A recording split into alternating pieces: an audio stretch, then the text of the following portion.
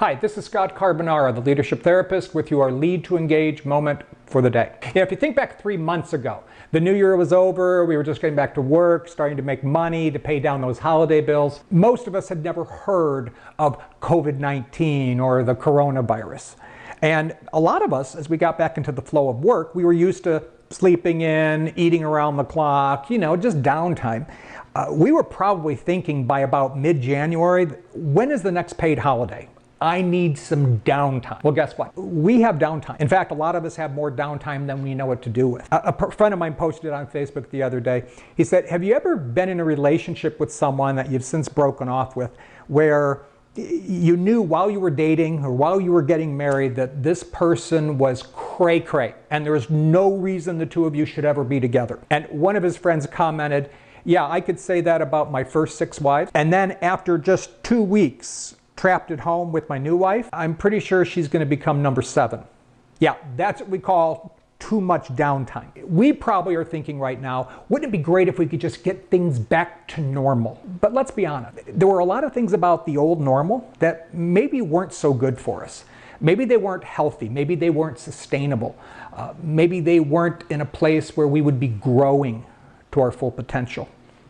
This reminded me of the poem by the Persian poet written hundreds of years ago when he said those words that I'm sure you've heard and you've probably said, it's "this too shall pass." Now, we usually say that in the context of something is miserable, it's terrible, it's dreadful, and we can't wait to get through it. So we say, no, this too shall pass. In other words, nothing is going to last forever, just wait a couple of minutes, it's going to go away. Most of the time when we say, this too shall pass, we mean it for something negative. There's something dreadful going on right now, and if we just wait a little bit longer, this too shall pass. We say it kind of like we would say, it is what it is. No one ever wins $5 million at the lottery and then says, well, it is what it is. No, you say that because it's bad. You can't wait for this to be done with. And if right now that's the message you need, you got to remember that things are not going to last forever. They're not always going to be like they are today. Then hold on to that piece. This too shall pass. But the Persian poet was wise. He didn't just mean it for bad times. He also meant it this way. When there is something really good, or maybe even something mundane, perhaps even slightly boring, hold on to that too, because this too shall pass. That's not going to last forever either. I remember when my youngest daughter was about 3 years old, she loved to take these incredibly long baths. She'd get in the water and she'd invite all of her friends, rubber duckies, dolls, other toys, and she would play in there until the water got cold. Then we'd have to drain it out, put in some new hot water. And the problem was she didn't want to be in the bathroom all by herself. She'd want someone to sit back in the bathroom with her. And usually that meant sitting on the floor that she had drenched by splashing with all of her toys.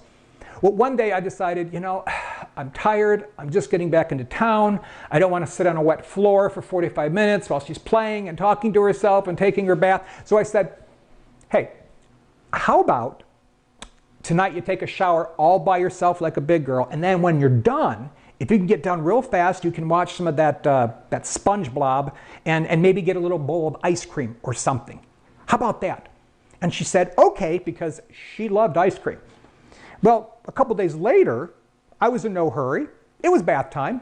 And she said, if I take a shower, could I have a little more ice cream? And I thought, when? Sure, go take your shower. That's great.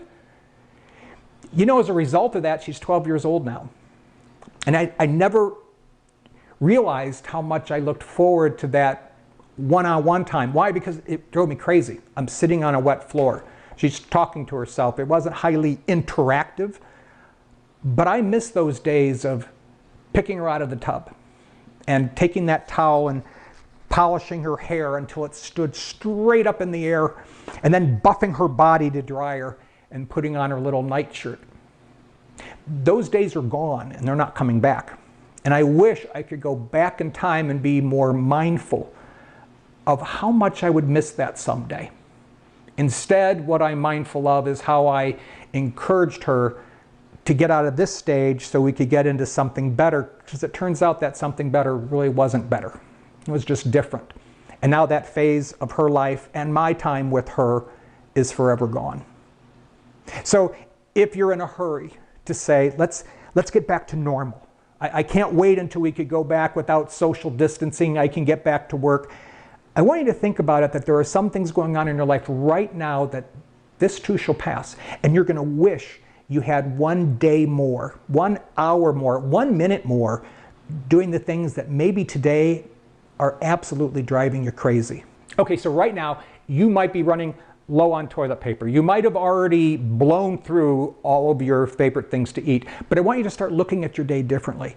What are the things that once they're gone, you're going to look back and you're going to really miss those? So, for example, spending quality time with your family.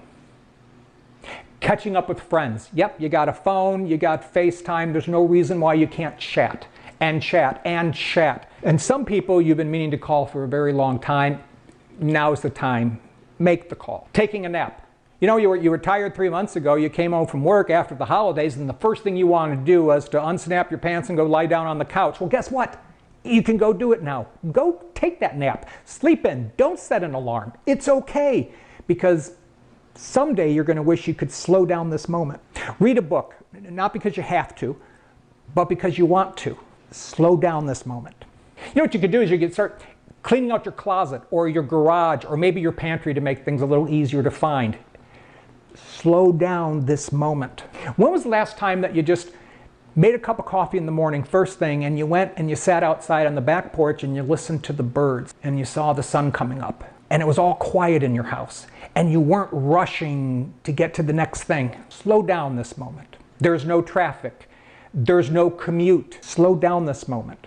It won't be long before you're stuck in rush hour traffic again. Taking business calls from home where you look professional, you're practiced, you're polished, and there's really no reason to dress up. Slow down this moment. Or maybe about shaving or putting on makeup.